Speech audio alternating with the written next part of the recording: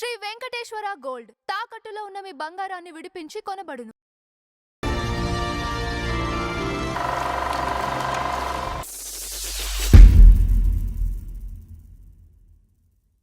నమస్కారం నంద హరిచంద్ర గారు. నమస్కారం అంజబాబు గారు. ఈరోజు మన ఫ్లాష్ బ్యాక్లో అంజలీదేవి గారి భర్త ఆదినారాయణరావు గారి గురించి మాట్లాడుకుందాం. ఏ సంగీత దర్శకుడు ఎందుకు అనకూడదు? ఆయన గొప్ప సంగీత దర్శకుడు. ఆయన అంటే అంజలీదేవి గారు ఉన్నారు, ఉంటే మాత్రం ఏమంటే ఆయనే పైకి తీసుకొచ్చాడు అంజలీదేవి గారిని.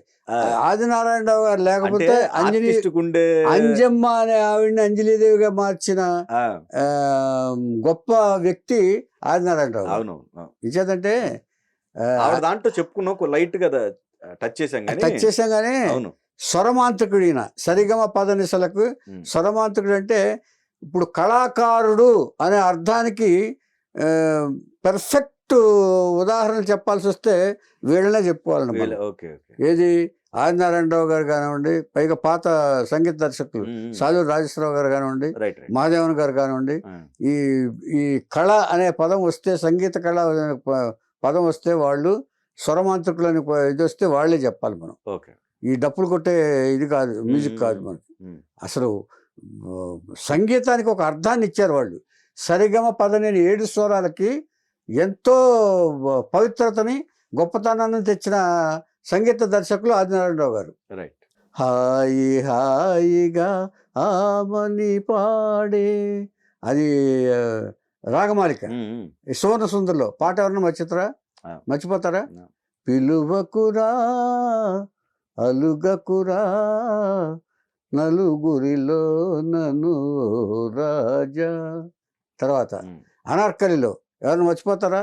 రాజశేఖరా నీపై మోజు తీరలేదురా. అనార్కలి, సలీం అనార్కలి. ఏమండి? తర్వాత అల్లూరి సీతారామ, కృష్ణ గారికి ఇష్టమైన మ్యూజిక్ డైరెక్టర్ అయిన అల్లూరి సీతారామరాజు నేషనల్ అవార్డు వచ్చిన సాంగు తెలుగు వీరలేవరా. ఇలాంటి పాటలన్నీ చేసిన ఆదినారాయణరావు గారిని ఎవరు మర్చిపోతారు? ఏమండి? తర్వాత ఈయన పెనుపాత్రుని ఆదినారాయణరావు గారు, పెనుపాత్రుని ఆదినారాయణరావు గారు. కృష్ణయ్య గౌడు అనసూయమ్మ దంపతులకి కాకినాడలో జన్మించారు. ఏమండి? ఈయన చిన్నతనం నుంచి కూడా పాటలు అంటేనే ఇది, చదువు కంటే కూడా స్కూల్కి పంపించినా కూడా ఎందుకో ఆయనకి మరి ఆ భగవంతుడి వరం. ఈ సంగీతం అనేదండి మనం ఎంత నేర్పించినా రాదండి. నేను సరళీశ్వరాల వరకు నేర్చుకున్నా, ఏదో పెద్ద గాయకుడు అవుదామని. ఏది లేదు, ఇమ్మీడియట్గా అసలు ఇంట్రెస్ట్ ఉండదు. మళ్ళీ మనం వేరే దారిలోకి వచ్చాను. నేను హార్మోనియం దీని మీద నేర్చుకున్నాను. నేను సరళీశ్వరాల వరకు నేర్చుకున్నా. మరి నాకు రావాలిగా మ్యూజిక్, నాకు ఎందుకు రాలేదు? అది వరం. సంగీతం అనేది వరం. స్వరమాంత్రికులు అనేది అంతకే అన్నారు వాళ్ళని. ఏమండి? ఆయన చేసిన పాటలు అంటే పాటలు ఎలా చేస్తారంటే ఒక పద్ధతిలో చేస్తారండి. మ్యూజిక్ ఎలా పడితే అలాగా ఈ జనాల్ని అట్రాక్ట్ చేయడానికి, ఊపించడానికి మ్యూజిక్ చేయరు వీళ్ళు. పాటకి ఏం కావాలో అది ఆర్కెస్ట్రైజేషన్ కూడా వాళ్ళు అలాగే ఉంటుంది. ఇదివరకైతే మన సంప్రదాయ వాయిద్యాలు ఇవన్నీ వీణా, శృతి, ఇది సితారా, వయలిన్స్, తబలాలు, డోలకులు ఇవన్నీ ఉంటాయి. ఏమండి? ఆ వాయిద్యాలతోటి చక్కటి హిట్స్ పాటలు అందించారు వాళ్ళు, రాగమాలికలు అవి చేసి. ఈ సత్యనారాయణ గారు 6వ ఏట వాళ్ళ ఇంటి మందు నుంచి ఎవరో వెళ్తుంటే ఒక పాట అనిపించింది. ఎప్పుడు పాడుకుండేవాడట, ఎప్పుడు పాటే. అది భగవంతుడు ఇచ్చిన వరం. ఇది మనం చెప్పుకోవాలి మనం, ఎందుకంటే అందరికీ ఊరికే రాదండి అది. వెళ్తుంటే ఎవరో పాట వినిపించి లోపలికి వచ్చారంటే, లోపలికి వచ్చి ఎవరమ్మా పాప పాడింది అని అడిగారట. పాప పాడితే పాప కాదని ఇదిగో ఆదినారాయణ కుర్రాడిని చూపించారు, 6 ఏళ్ళ కుర్రాడిని. అయ్యో చాలా బాగా పాడుతున్నాడే అని తనకి నాటక సంస్థ ఒకటి ఉంది, రాజరాజేశ్వరి నాటక సంస్థ అనేది, దానికి తీసుకెళ్ళాడు. తీసుకెళ్ళి గ్రాడ్యువల్గా నాటకాల్లో వేస్తూ నారద వేషం కూడా వేయించి పాటలు పాడించి, అప్పుడులో పాటలు పాడేవాళ్ళకి ఇంపార్టెన్స్ ఇచ్చేవాళ్ళు ఎక్కువ. సంగీతాన్ని, మ్యూజిక్ ఇంపార్టెన్స్ ఇచ్చేవాళ్ళు. అలాగా ఆ సంగీతాన్ని డెవలప్ చేసుకుని ఇప్పుడు ఈ తండ్రి ఏం చేశాడంటే, కృష్ణయ్య గౌడ్కి కూడా ఈ కొడుకు ఇంతమంది మెచ్చుకుంటున్నారు పాటలు, ఇంతమంది తమ నాటక సంస్థకు తీసుకెళ్తున్నారు, వాళ్ళు ఇచ్చేస్తున్నారు అని చెప్పేసి వీళ్ళలో ఏముందో ఎందుకుందో అని చెప్పేసి ఒక మంచి ఆలోచన చేశాడు తండ్రిగా. చూడండి, అది అలాంటి వాళ్ళు ఆలోచన చేయటం అనేది గొప్ప విషయం. రైట్. అది భగవంతుడు కల్పించినట్టు అనుకుంటాను నేను ఎప్పుడు ఇలాంటి వాళ్ళకి. ఎక్కడికి పంపించాడు? సాలూరు పట్రాని సీతారామ శాస్త్రి గారు, ఘంటసాల గారి గురువు. విజయనగరంలో ఘంటసాల గారికి విద్య నేర్పారు, తీసుకెళ్ళి అన్నం పెట్టి ఆయన దగ్గరికి పంపించాడు. ఓకే. పట్రాని సీతారామ శాస్త్రి గారు అంటే చాలా గొప్ప సంగీత విద్వాంసులు ఆయన. విజయనగరంలో విజయనగరం కాలేజీలో సంగీతం నేర్పుతారు. అక్కడికి పంపించి నేర్పించారు. ఇంకా అక్కడ నేర్పించిన తర్వాత ఇంకేముంది, ఇక బ్రహ్మాండమైన ఇది వచ్చేసింది. ఘంటసాల గారి గురువు ఎవరైతే ఉన్నారో ఆదినారాయణ గారికి కూడా గురువు ఆయనే. ఇక అక్కడి నుంచి నాటక సంస్థలు, ఈయన రైటర్ కూడా, నాటకాలు రాస్తూ నాటకాలకు సంగీతం చేస్తూ పాటలు పాడుతూ పాటలు రాస్తూ ఇన్ని పనులు చేసేవాడు ఆయన. చేస్తుండగా ఒకరోజు కాకినాడలో సైకిల్ మీద వెళ్తున్నాడు ఈయన ఆదినారాయణ గారు. 5 మీద వెళ్తుంటే నోకయ్య అనే ఒక వ్యక్తి ఎదురొచ్చాడు. అంటే ఒక వ్యక్తి ఎదురొచ్చాడు సైకిల్ మీద, మరో సైకిల్ మీద ఒక చిన్న పాపని ఎత్తుకుని ముందు కూర్చోబెట్టుకుని, 9 ఏళ్ల పాపని ఇచ్చుకుని, అయ్యా ఆదినారాయణరావు గారు, మీకు మా పిల్లని అంజమ్మని, ఈ అమ్మాయి పేరు అంజమ్మ, నా కూతురు, మీకు అప్పచెబుతున్నా.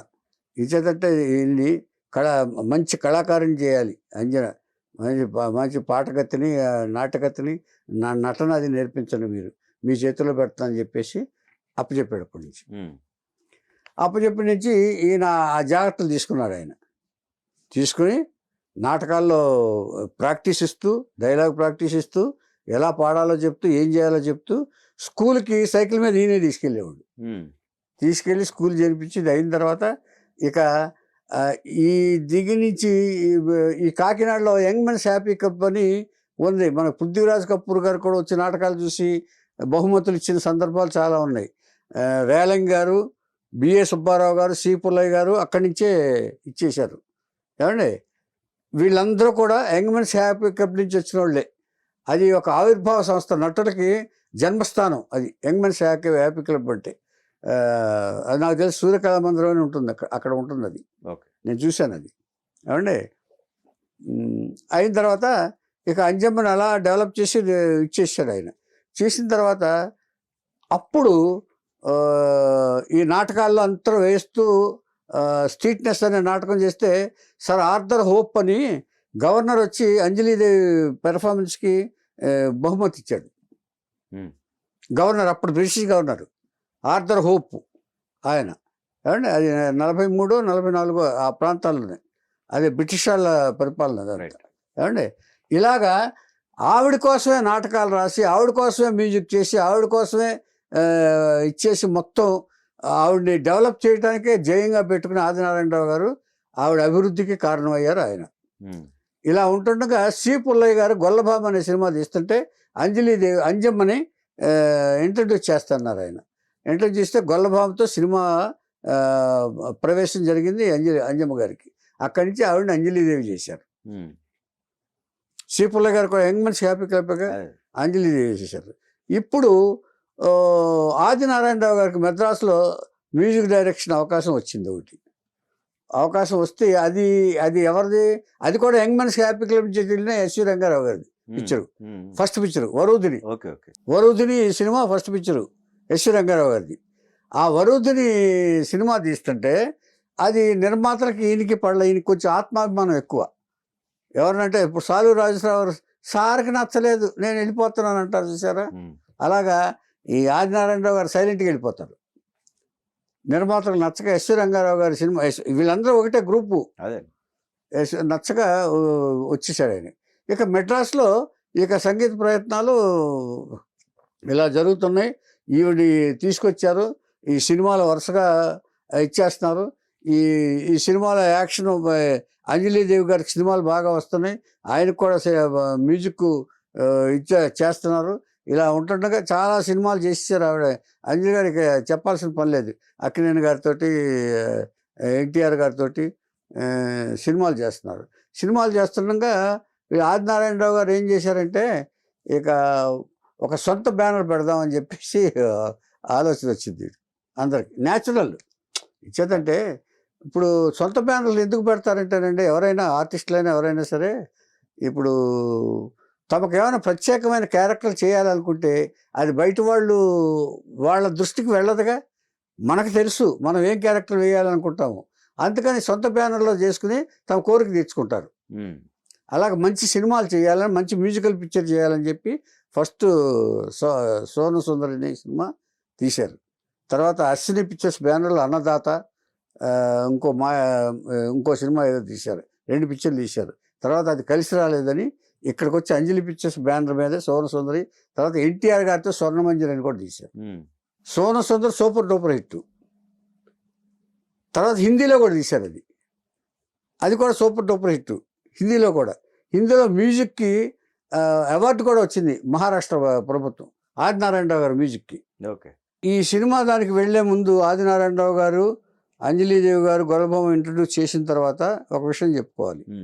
తండ్రి ఒకరోజు పిలిచి, అమ్మా మరి ఇక సినిమా ఆలోచన లేదు ఆయనకి, తండ్రికి తెలీదు, పెళ్లి చేద్దాం అనుకుంటున్నాను, సంబంధాలు చూస్తానమ్మా అన్నాడు ఆయన.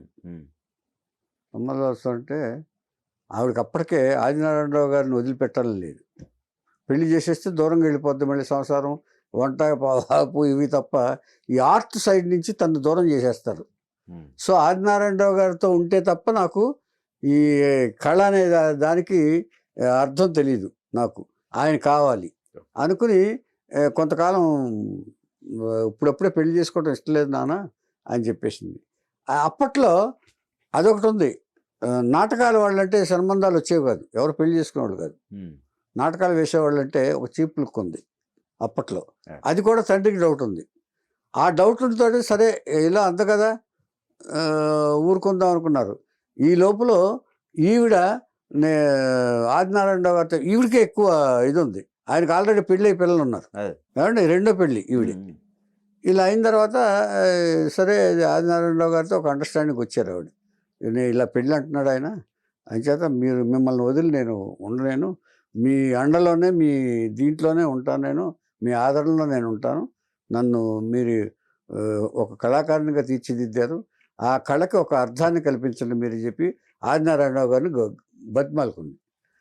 దాంట్లో తప్పేం లేదు. ఒక కళాకారుడు ఒక కళాకారుని ఒకరినొకరు కావాలనుకుంటున్నా కూడా తప్పులేదు. అది ఎలా కలుగుతుందో జడ్చేదంటే పవిత్రమైన భావం, అది పవిత్రమైన బంధంగానే. ఇప్పుడు ఆయన పెళ్లి చేసుకున్నంత మాత్రాన రెండో ఇది కాకుండా ఉండలేదు. అప్పట్లో అలాగా ఒక మంచి ఉద్దేశంతో పెళ్లి చేసుకోవచ్చు అనే భావం అప్పట్లో ఉండేది నాటకాలు వేసేటప్పుడు. అలాగా ఆయన ఆదినారాయణరావు గారు యాక్సెప్ట్ చేసి, సరే నేను నీ బాధ్యత నేను తీసుకుంటాను. బాధ్యత తీసుకోవటం, అది కళాబంధం అంటారు దాన్ని, కళాకారుల బంధం, కళాబంధం అంటారు అండి. అది ముందు పవిత్రంగా స్టార్ట్ అయింది, ఏమండి. ఆ తర్వాత ఆయన హైదరాబాద్ మెడ్రాస్ వెళ్ళటం, మెడ్రాస్ వెళ్ళిన తర్వాత సినిమాలు ట్రై చేయటం, అంజలి గారికి ట్రై చేయటం, సొంత చిత్రాలు చేయటం, ఇలాగ అయిపోయిన తర్వాత అంటే ఇది పెళ్ళి దానికి ముందు కథ చెప్పాను ఇప్పుడు నేను, అంటే షిఫ్ట్ చేశాను నేను, ఆర్డర్లో రాలా, ఇది గ్రహించుకోవాలి. ఎందుకు అంజలి గారిది ఆల్రెడీ ఆర్డర్ ఉంది, ఆర్డర్ ఇప్పుడు చెప్పు. 1948లో పెళ్లి చేసుకున్నారు వీళ్ళు, అంటే ఆయన 14లో పుట్టారు, 1914లో పుట్టారు. తర్వాత అదే 34 ఏళ్ల వయసులో ఆదినారాయణరావు గారు పెళ్లి చేసుకొని ఈ అమ్మాయికి 16, 17 ఉంటాయి అంతే అంజలి గారికి, ఏమండి. ఇలాగ అయిన తర్వాత ఇప్పుడు సూపర్ హిట్లు అయినాయి సినిమాలన్నీ. తర్వాత చండీప్రియ కూడా వీళ్ళదే, ఆ తర్వాత తీశారులేండి. తర్వాత మహాకవి క్షేత్ర ఏఎన్ఆర్ గారితో, ఏమండి. ఇలా ఉంటుండగా ఒక హిందీ సినిమా తీయాలనుకున్నారు. తప్పు చేస్తారని చెప్పా కదా నేను. ఎప్పుడు ఫూలోంకి సేజ్ అని చెప్పేసి వైజయంతిమాల, మంచి మంచి ఆర్టిస్టులు ఉన్నారు, అశోక్ కుమారు, వీళ్ళందరూ, మనోజ్ కుమారు, వీళ్ళందరూ పెద్ద పెద్ద ఆర్టిస్టులతో ఫూలోంకి సేజ్ అని హిందీ సినిమా తీశారు. హిందీ సినిమాలకి మనకి మేకింగ్కి పెద్ద తేడా ఉంది. వాళ్ళకి 11 గంటలకు తెల్లారుతుంది. మన కాల్ షీట్ టైము, బడ్జెట్ ఎక్కువైపోయింది. బడ్జెట్ ఎక్కువైపోయి వీళ్ళ వల్ల అంటే సక్సెస్లో ఉన్నప్పుడేమో సోను సుందర్ తీశారు, సోను సుందర్లో తెలియలే వీళ్ళకి అప్పుడున్న దీంట్లో. ఇప్పుడు ఇన్ని సినిమాలు తీసి అప్ అండ్ డౌన్స్ వచ్చినాయి. కొన్ని సినిమాలు డబ్బులు వచ్చి, కొన్ని సినిమాలు డబ్బులు రాక, ఈ పరిస్థితిలో ఫూలోంకి ఒక హిందీ సినిమా తీసేద్దాం, డబ్బులు వచ్చేస్తాయి అనుకుని ఆశతోటి ఫూలోంకి సీజన్ తీశారు. అది ధమాల్, ₹1 కూడా రాల. మొత్తం అప్పులు పాలైపోయారు. చాలా కొలాప్స్ అయిపోయింది మొత్తం పిక్చర్ సంస్థ అంతా. అప్పుడు సత్యసాయిబాబా గారి ఇది దొరికింది. మరి ఎవరి ద్వారానో వెళ్ళారు ఆయన దగ్గర.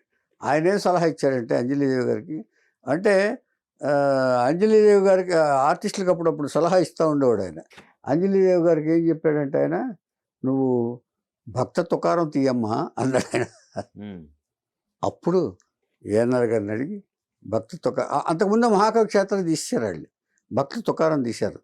కష్టాలన్నీ పోయినాయి. మ్యూజిక్ ఘన ఘన సుందర కరుణారస మందిరా, మ్యూజిక్ హిట్టే, సినిమాను హిట్టే. అది నాగేశ్వరరావు గారు కావాలని చెప్పి దాంట్లో శివాజీ గారు ఫ్రీగా చేసి పెట్టారు. కారణం, పరదేశ్ అనే చిత్రం తీసినప్పుడు అంజలి గారు శివాజీ గారు కొడుగ్గా యాక్ట్ చేశాడు అక్కడ పరదేశ్లో. ఇంట్రడ్యూస్ చేసింది ఫస్ట్ అంజలీదేవి గారు శివాజీకి. పరాశక్తి కంటే, పరాశక్తి తమిళు, పరదేశి తెలుగు. దీంట్లో పరదేశి ముందు రిలీజ్ చేయాలి. అప్పుడు ప్రొడ్యూసర్స్ ఏం చేశారంటే, పరాశక్తి ప్రొడ్యూసర్స్, అమ్మా మీరు బాగా పెద్ద ప్రొడ్యూసర్లు, నేను రిలీజ్ చేసుకుంటాను, కొంచెం శివాజీ గారికి ఫస్ట్ ఇంట్రడ్యూస్ చేసిన క్రెడిట్ నాకు దక్కుతుంది, మీరు కొంచెం ఆగండి అమ్మా అని చెప్పి అంజలీదేవి గారికి దండం పెట్టాడు. సరే చేసుకోండి పోతున్నారు. ఆవిడకి ఏమిటి, అప్పుడు పరాశక్తి రిలీజ్ చేశారు. అప్పుడు ఫస్ట్ పిక్చర్ అదే శివాజీ గణేష్కి. శివాజీ గణేష్కి ఫస్ట్ పిక్చర్ పరాదేశి. ఆ కృతజ్ఞతతోటి డబ్బులేం తీసుకోకుండా ఫ్రీగా ఆయన భక్త తుకారంలో చేసి పెట్టారు. శివాజీ క్యారెక్టర్ ఉంది భక్త తుకారంలో. ఏమండి ఇందులోనూ వేశారు శివాజీ గారు, అందులో కూడా వేశారు. ఇందులో చాణక్య చంద్రగుప్తలో. ఏమండి అది ఎన్టీఆర్ గారిది. అది వేసిన తర్వాత మొత్తం రికవర్ అయిపోయింది. రికవర్ అయిపోయిన తర్వాత ఇక ఆధ్యాత్మికంగా వీలైపోయిన తర్వాత ఈ పరిస్థితిలో ఉండగా ఈయనకి మన 1991లో ఆదినారాయణరావు గారు చనిపోయారు. 77 ఏళ్ళు అప్పుడు. ఇన్నాళ్ళు ఇప్పుడు సినిమా పరిశ్రమలో ఎలా ఉంటుందంటేనండి, కష్టపడినంత కాలం తెలియదండి, ఒకసారి రిలాక్స్ అయిన తర్వాత మన యొక్క ఒంట్లో ఉన్న ఈ లోపాలన్నీ బయటపడతాయి. అంచేత దాన్ని రికవర్ చేసుకోలేము ఇప్పుడు. ఇంచేత ముందు జాగ్రత్తలు ఉండవుగా మనకి. మన బిజీలో డాక్టర్ దగ్గరికి కూడా చూడడం. అసలు ముందు ఇప్పుడు వచ్చిన అవేర్నెస్, మెడికల్ అవేర్నెస్ ఇప్పుడు వచ్చిందండి, హెల్త్ అవేర్నెస్. 6 నెలలకు ఒకసారి చెక్ చేసుకోండి, ఇవి చెక్ చేసుకోండి అని. అప్పట్లో అవి లేవు. పని పని పని పని పని. దాంతో 77 అంటే బ్రతకవలసినంత కాలమే బతికారండి. దాన్ని మనం ఓవర్గా ఎక్స్పెక్ట్ చేయక్కర్లా. 100 ఏళ్ళు బతికేసి ఏం చేస్తామండి? మనం చేయాల్సింది చేసాం. పిల్లలు పుట్టారు, పిల్లలు ఇచ్చేయారు, చిన్ని బ్రదర్స్ ఉన్నారు. ఏమండి అలాగా అయిపోయింది. ఈవిడ కూడా ఆధ్యాత్మికంగా ఇది ఉన్నారు. ఈవిడ కొంచెం ఎక్కువ కాలం పడేగా ఆయన పోయిన తర్వాత 20 ఏళ్ళు బతికారు ఈవిడ. అప్పుడప్పుడు చేస్తూ ఏదైనా పాత్ర ఉంటే చేస్తూ 2014లో అంజలీదేవి గారు పండించారు. ఇదివరకు రామారావు గారును నాగేశ్వరరావు గారును అంజలి గారు పక్కనే ఉండేవాడు. ఆ తర్వాత ఆ ఇల్లు అమ్మేసి వెళ్ళిపోయారు హైదరాబాద్. ఆయన అక్కడే నాగేశ్వరరావు ఇల్లు పక్స్ రోడ్లో ఉండేది, మెటాస్ పక్స్ రోడ్ అని ఉండేది. అలాగా ఇక అంజలీదేవి గారి లవకుశ గురించి చెప్పక్కర్లేదుగా మనకి, అంజమ్మ గారికి. అంచేత అలాంటి మంచి పాత్రలు చేసి అంజలీదేవి గారు ఒక సంపూర్ణమైన కళాకారునిగా రూపుదిద్దడానికి కారణం ఆదినారాయణ గారు. ఇవాళ మనం ఆదినారాయణరావు గారు చెప్పుకుంటున్నామంటే ఆవిడని తీర్చిదిద్దింది ఆదినారాయణరావు గారి. అంటే భర్తే కాదు, ఆయన గైడు, గాడ్ ఫాదరు, టీచరు, తర్వాత ఫాదర్ ఫిగరు. రోజు స్కూల్కి తీసుకెళ్ళేవాడు ఆయన, మంచి చెట్లు చెప్పేవాడు ఆయన. ఒక బాధ్యతాయుతమైన గైడ్ కింద వచ్చి టీచ్ చేసి ఆయన మెడ్రాస్లో లీడ్ చేశాడు ఆయన. తర్వాత ఆయన వల్లే కొంచెం యంగ్ మెన్స్ హ్యాపీలో చేయించినందువల్లే మొత్తం సి పుల్లయ్య గారు వాళ్ళందరూ కూడా సినిమాలు సినిమాలు తీశారు. బిఏ సుబ్బారావు గారు పల్లెటూరు పిల్లలో ఆదినారాయణరావు గారికి ఇది కూడా Adinarayana Rao BA Subba Rao classmates. BA Subba Rao director పల్లెటూరు పిల్లలు భీష్మ తీశారే, వాళ్ళిద్దరు క్లాస్మేట్స్. అంటే యంగ్ మెన్స్ హ్యాపీ లేపులో మొత్తం అందరూ మెంబర్స్ అందరూ ఒక సైజుతో ఉండేవారండి మొత్తం. రేలంగ్ గారేమో సి పుల్లయ్య గారికి మేనేజర్గా పనిచేశారు. ఇన్ని విశేషాలు ఉన్నాయి. అంచేత ఆ యంగ్ మెన్స్ హ్యాపీ క్లబ్ అనేది ఒక ఎంతోమంది నటీనటుల జన్మస్థానం అది. అలాగా ఆదినారాయణరావు గారు అనేవారు ఒక గొప్ప సంగీత దర్శకుడు, ఒక గాడ్ ఫాదర్. అంజలీదేవి గారికి గాడ్ ఫాదర్ అయిన వాడు. కథ ఇవాళ చెప్పుకున్నాం.